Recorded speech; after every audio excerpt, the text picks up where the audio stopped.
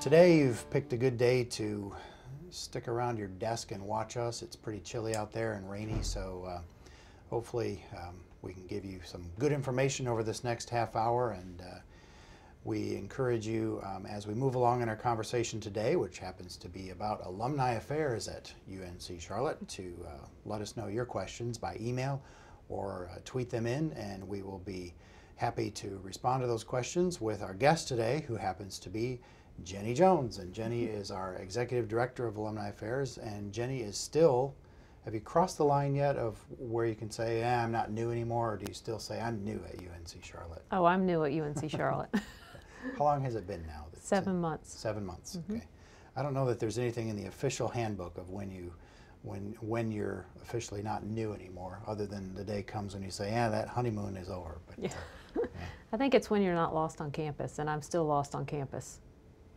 Well, and at the rate of change on our campus, I suppose that's probably going to be a problem for everybody for months and years to come. But in the course of the next half hour or so, some of our main topics of discussion with Jenny are going to be kind of an overview of UNC Charlotte's alumni affairs, and we're also going to be talking about one of the big developments on campus that pertains to everybody who's a part of the UNC Charlotte community, but particularly it has some benefits for our alumni and a reason to come back to campus if there weren't already hundreds of them, and that is football, which is actually coming before you may know it. And we're going to talk a little bit more about that, kind of picking up on some of the things we talked about last week. And then we're also going to mention a little bit later in this webcast a very special opportunity that for alumni, but also for really the entire UNC Charlotte community, family, that involves a certain attraction that is very popular in the Charlotte region in the summer, and an opportunity to get there at a special discount and have a special UNC Charlotte Day. I'll try not to give that away, keep you in suspense until we get to that portion of our program. But Jenny, you came here most recently from another university in North Carolina. Yes. Whose first letter is D and the last part of its name is Ook. But coming from a place like Duke, where they are steeped in tradition and certainly have a robust alumni network, to say the least, around the world, yes. You come to a place like UNC Charlotte, where we are a new, bursting at the seams university, where there are certain things that have just happened or not happened over the course of growing so quickly. You have a lot to get your arms around here at UNC Charlotte in terms of coalescing an alumni affairs strategy and moving forward. What have you found so far? Has it been more opportunity and positives than challenge, and what did I get myself into? Yeah, it's been a real mix. I mean, one of the nice things about UNC Charlotte is that there are alumni right here around the institution. We have 32,000 alumni plus in Mecklenburg County and the 6 surrounding counties. Out of 100,000. Out of 100,000. Yeah. So that's saying a lot. Other institutions cannot say that. They usually have alumni, for example, at Duke, that are spread across North Carolina, but they are not able to come to campus as often. Our alums, now it's also a drawback in that our alums are so comfortable that they only come to campus if we give them something to come for. There's not as much coming and looking around, even though if you all haven't been back, or if alums haven't been back, they need to come see the campus, because it's changed dramatically, especially in the last 10 to 15 years is my understanding. But those to me are opportunities as well as challenges. We get to build tradition. There's not a lot of traditions here. And so that gives us the opportunity to look at who our alumni are. The average age of our alums right now is 32 years old. So we know they're out there in probably their second job. A lot of them have families, or they're caring for their parents. And so those present opportunities, challenges that we can work with. We can shape programming around. We can look at football is a good segue. And look at our alums are right here. They can come to the football games and they can join us for an afternoon, and it doesn't take coming down and getting a hotel room, and it's a huge expense, which at that age many of them probably cannot do. And, alumni, I assume it's one of the more obvious groups among which you have that reaction of, well, let's say I graduated in the 80s or the 90s and I haven't been back in a while.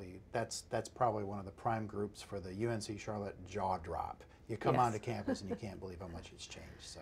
And they say that all the time. They come back, if they will come back, and there are alums who do not want to come back to campus because they don't know where to park, they don't know where anything is, especially our older alums who they know the library and the King Building and the Cone Center, but you can't see that as readily. It's not as easily available to know how to drive and get on campus and get there, and where do I park.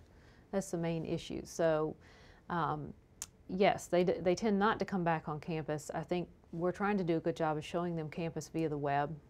You know, what does it look like? What do photos look like? But that's still not the same as actually coming on to campus. So that's a huge challenge for us to overcome. I suppose those of us among the ranks of faculty and staff can certainly help with that. Yes. Including a very sincere idea of telling them it's not that bad. And Exactly. You really can find a place to park if you come Yeah. to campus. It's not that daunting. But And inviting people to campus. I just talked with faculty council last week and talked with them about the fact that when they do programs and have events, let us help. Let us help them figure out how to post it on Facebook, get it on our website, draw those people back, because alums tend to reconnect with the faculty that they had good relationships with, or the affinity groups they were involved with. CAB, UTOP. I mean, the minute I talk to an alum, they don't tell me what class year they graduated, which would be more of a Duke or a Chapel Hill tradition, to be quite honest, but they're even more excited because they'll say, I was in the drama club, or I was in UTOP, and this was my faculty member, or this was the staff person I worked with, and they have great stories, and they go on and on and on. Well, that's what we want to capitalize on. yeah. So we want those alums to reconnect with one another, regardless of when they were here. Maybe some decade programming, we're looking at that, but it's who did they spend time with while they were on campus, who had the most impact on their lives, and that a lot of times is faculty and staff. And that affinity approach would seem to be a characteristic of a younger university too, to take that as sort of the first and foremost. And it's probably not a drawback that people maybe don't associate first with their year of graduation, but more of what they did. And it seems like that is a stronger story about the institution, isn't it? And you get that affirmation of the impact that was made and the desire to stay connected because of those ties made through what the student did when he or she was here, as opposed to when he or she was here. Exactly. Yeah. And some campuses, it's a drawback as to when you were there. I actually went to Appalachian State and they built a convocation center while I was there. That had a huge negative impact. But having said that, I think of that as the institution. Where I go back for is marching band. Haven't missed a marching band alumni reunion in 16 years. Well, we have organizations and affinity groups on this campus, and having said that, I know all the directors for a span of at least 10 years and now probably 20 years. Yeah. And can talk to them on a one-on-one basis or feel like I can email. Sure. So we have that here. It's finding out who those faculty are, where they are, what they're doing. They're still connected to alumni in ways that we are not connected. So I want to capitalize on that. I mean, that's something I'm very interested in. But I also want to help the faculty. What research are they trying to do, or what research is being generated that I can talk to alums about that's exciting, that's new, that's noteworthy, that will be something that they're interested in. So if I have somebody who is working in engineering and we are doing something really great in the College of Engineering and a faculty member has a wonderful research project, let us help push that out, because that's something that will then draw folks to our website. So it's partly selfish, yes, it is, but it benefits all of us. Sure. If you're watching, and I know you are because you're there, but here's the thought for you right now. You probably are an alumnus or an alumna of an institution. Perhaps it's not UNC Charlotte, but what are the kinds of things you who are watching think of when you try to connect to your alma mater, and then what do you wonder about how UNC Charlotte is connecting to its alumni? The person here who's the best person to ask those questions is Jenny Jones, the Executive Director of Alumni Affairs at UNC Charlotte. 7 months on the job, still I'm sure in the never-ending task of feeling like you have your arms around the place and what it all entails, but any thoughts you have and questions, go ahead and tweet them in or send them by email and we'll get them to Jenny right away. A question I have pertains to, out of 100,000 living alumni, concentration of about 32,000 here, what are some of the other places geographically where we have large concentrations or maybe interesting concentrations of alumni or fertile ground for greater alumni interaction with the university that you've discovered in your time here and said we should be doing more there, or that's interesting, look at where all those folks are? So we did that immediately when I came. They're the usual pockets that those of us in alumni affairs look for: New York, Washington, D.C., Atlanta. And so we are building regional networks. And having said that, that's a new model in alumni affairs. Folks may not have heard about that. They are more familiar with the terms chapters or clubs. And we don't necessarily do that, right? We have 7 existing chapters, and we are looking right now at how we can restructure those chapters. Several have approached us. Difference being, let me clarify here, a chapter or a club is a very structured, formalized, structured organization, oftentimes a separate bank account, a separate, sometimes 501c3 status, depending on the institution. We don't need anything that formal. Our volunteers just want to say, let me invite everybody in the New York City region. We want to do a day at the zoo. And one detail that you've already just reminded me in my mind of what we forgot to establish. UNC Charlotte Alumni, you don't pay to be a member. You don't pay to be a member. Right. Everybody, everyone who has graduated, and technically everyone who has taken a semester of courses at the institution is an alum. There is no membership fee. You are automatically a member of the Alumni Association. So everybody, that's who we're counting in our numbers. So up in New York City, we have many folks who are and want to continue to be even more so active alums of the institution, and so they let you know of that desire. Then what do we do to help make things happen? So we went up and had a meeting. Tim Ernst is a former student body president, and he is our chair for the regional network, and we basically help them get organized. We, myself and Scott Plunkett, who's an assistant director, went up and had a meeting with a core group of alums and just brainstormed with them about events that they could do. For several, we will provide some basic funding appetizers if they want to do a networking event, help them get reduced prices to go into a zoo, work with supporters like Chick-fil-A to come in and do something at a local park.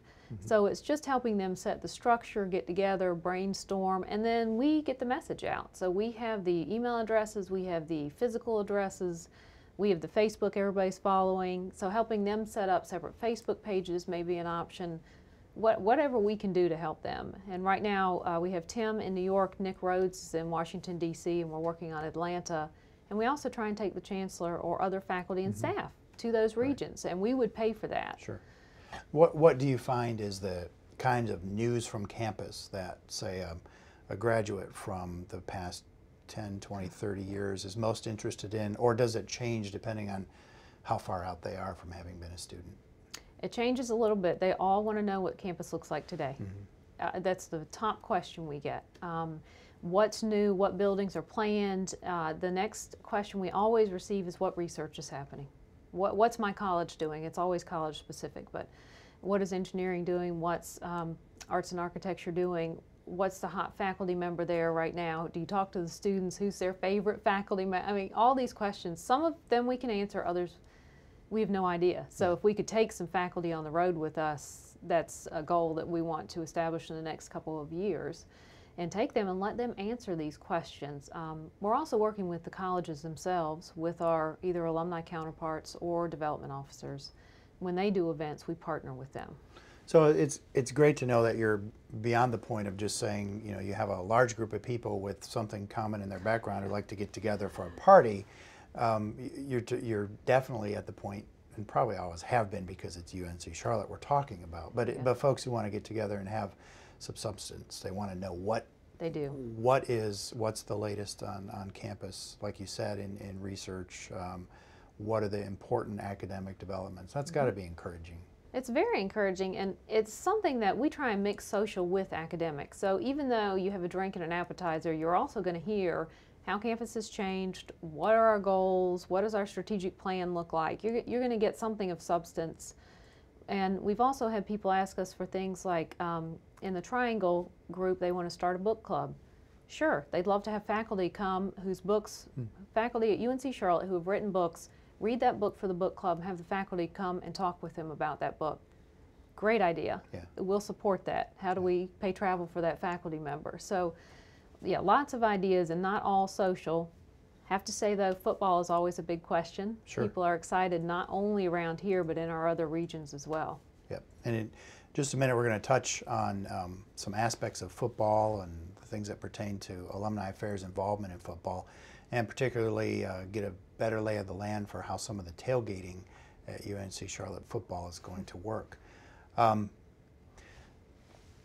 Ideas that come from alumni who say we want to get together and have a book club or something. Those are great ideas that come from them.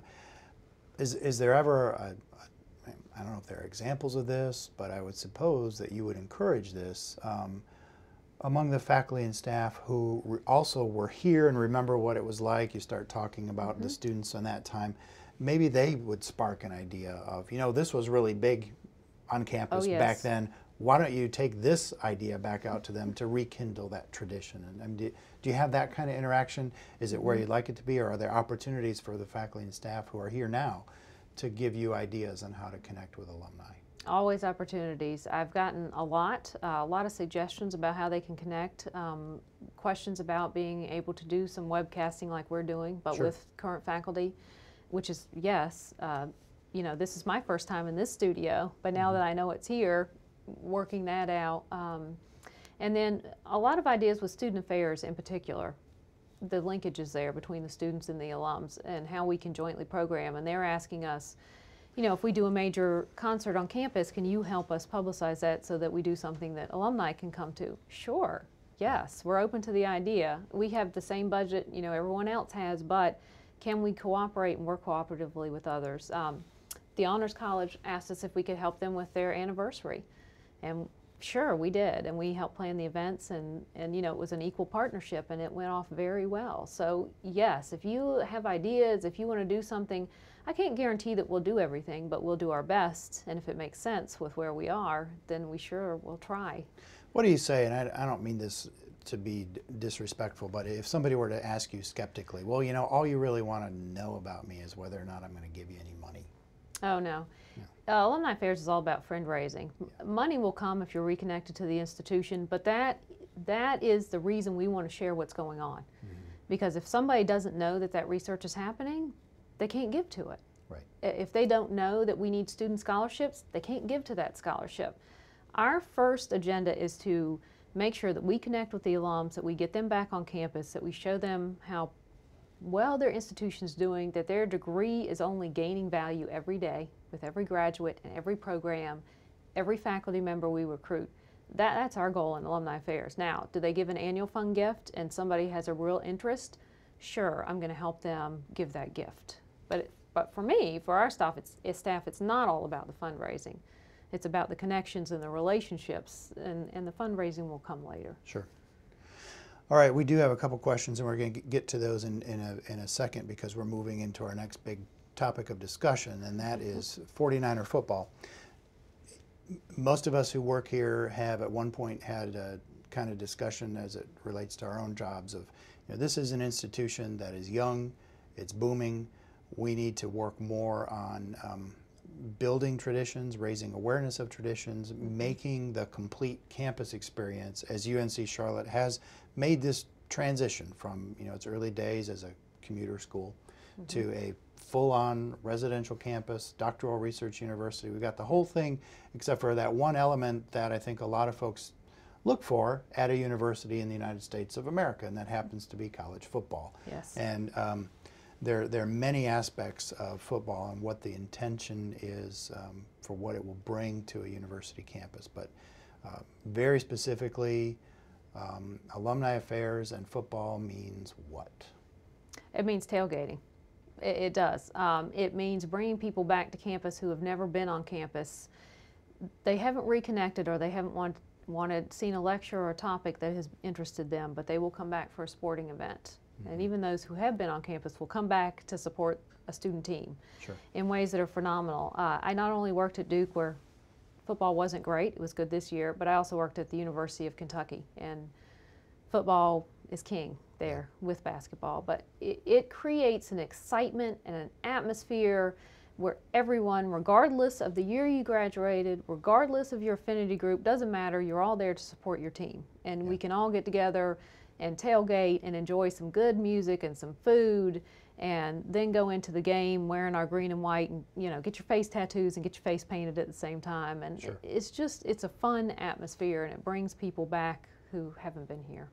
We have a visual aid for this part of the discussion, and we're going to put that up on the screen. And it's an image that, if you haven't had a chance to see this, particularly through some of the communications from facilities, I think it's one of the coolest pictures out there these days. It is the football stadium, and we're about to talk in greater detail about some of the things we're looking at. And one of the things I would point out there is this was taken a while ago, so the scoreboard isn't in place, but an opportunity for those of you watching today, if you don't go over on that side of campus, do it today and go take a look. The scoreboard is being installed even as we speak. It's been underway most of this week, and you get a really good sense of how that's going to change the image over there. But when UNC Charlotte sets out to do something, apparently across the board we do it right, because this is a pretty stunning addition to campus. It is. And when we talk about, let's say it's fall, it's home game day, here we go. Tailgating is going to start at what time of day? Tailgating will start 2.5 hours prior to game time, which for all fall games is noon. So we'll start around 10:30. And the main tailgating presence is going to be that which Alumni Affairs makes happen, right? Alumni Affairs along with IMG, which is part of athletics. Okay. Now, is that going to be, is the tailgating that alumni makes happen going to be something that's restricted to alumni, or is it something? Okay. No, anyone, faculty, staff, alums, friends, whoever, we would welcome you under the tent with us. Okay. And as we look at this image here, tell us where, in kind of specific terms, where the tailgating action is going to be taking place and how it fits in with some of the other things that will become game day traditions. So on this slide, you can see where the walkway goes from right behind the scoreboard up towards Cameron Boulevard. The tennis courts are on your right. On that walkway, our tent will be along the walkway up right alongside where the tennis courts are and Cameron. It'll be a large tent because even for the spring game right now, we have 350 attendees for the tent. We are projecting 450, and that's for spring. That's not getting into fall. So that whole area that you can see where the walkway is, right across from the student union where a lot of our folks are going to be parked to tailgate, and right across from the deck and those two ground parking lots will be the tent. Not only a tent, but in the fall we will have a tailgate village. So it will be sponsors, it will be food, it will be live music every game that will change for every game. It will be bouncy inflatables for the kids.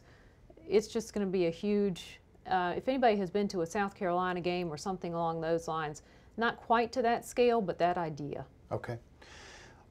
One of the questions that we have received pertains to alcohol, and that is something that I know is part of expectations of some folks. How do you do alcohol, and is alcohol going to be part of the official university tailgating at a football game day? Yes, it is. Beer and wine we can serve for 2 hours.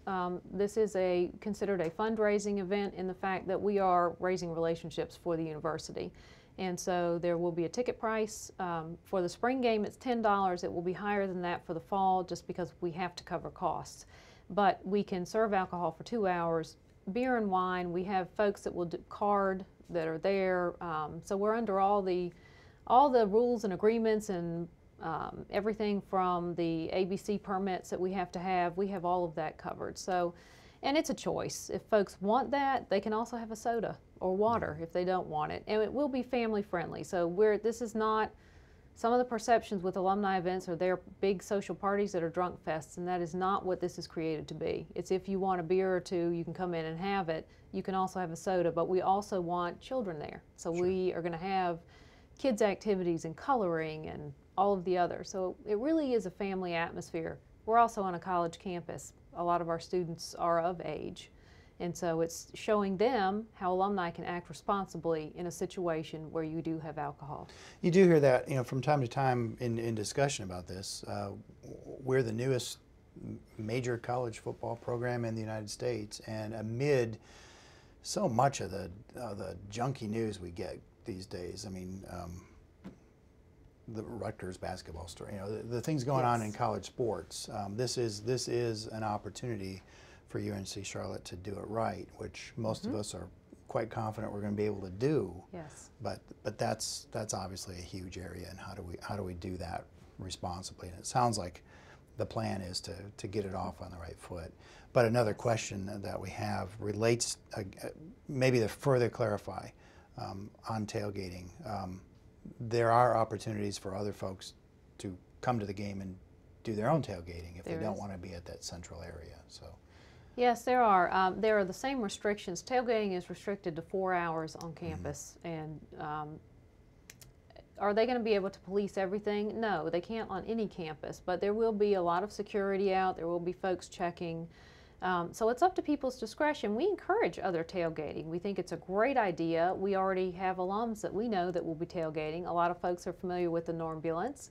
They will be out. Tell us what the Normbulance is if we're not So the Normbulance familiar is an old ambulance that has been converted with flat screens and cooking abilities. It's a great tailgate. It's akin to a lot of the RVs and things that you see at other major universities. Just happens to have once been an ambulance as opposed to an RV. Exactly. But that group is at every event, and we support them and are appreciative of their support of our program. So they'll be across in the student union lots, and we think that's great. But there's a lot of folks who are in the decks that will not have the ability to tailgate, and they need a tent to come under too. All right. Well, we still have a few minutes. If you have any questions for Jenny Jones, Executive Director of Alumni Affairs, please tweet them in and email them in. We are going to be talking more, I guarantee it, on this program about football.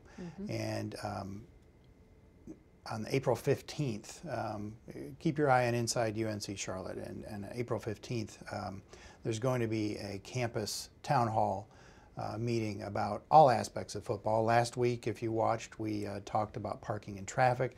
This week, we've touched on tailgating. There are many other topics worth discussion, and we kind of jokingly with Keith Wassam last week mentioned that just the concession menu in the stadium on game day is worth discussion unto itself, provided we don't have Nanfei Jensen or any of the faculty from Health and Human Services on board, because some of the food is definitely a once in a long while treat for most of us, I think. But it's going to be fun to talk about that sort of thing. Everything in moderation when it comes to football and tailgating and the fun that we're going to have. But it's going to be a great time. Now, before we close today's edition of the Live Wire, I want to get you to kind of roll out in any specificity you can another event that's coming up that involves the entire UNC Charlotte community and a great opportunity to enjoy one of our region's top attractions, which happens to be Carowinds. All right. So we are having Charlotte 49er Day at Carowinds, and we're all really excited about this. We've got a great discount. It'll be $35 for a ticket. You do need a username and a passcode, which is on the Alumni Affairs website, which is alumni.uncc.edu. And then students actually is $29.99, so we're giving them a break. But any alums, faculty, staff, it's a 38% discount from the gate ticket, so they're giving us a great discount.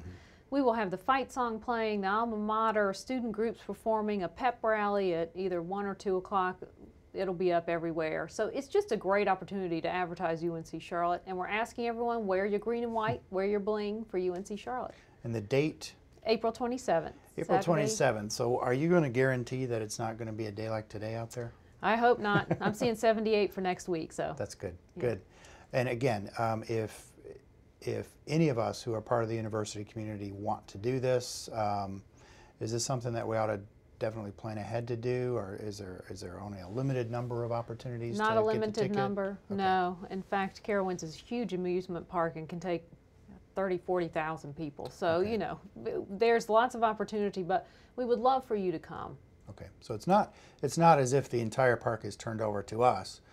because that would probably be dangerous. But there's definitely going to be a strong green and white streak, and the opportunity for any of us to contribute Yes. to that green and white day is a great thing to do. And the ticket takers will be in our T-shirts, and we're going to paint the park green and white. So we would please come help us. So look at the alumni website, and then also follow.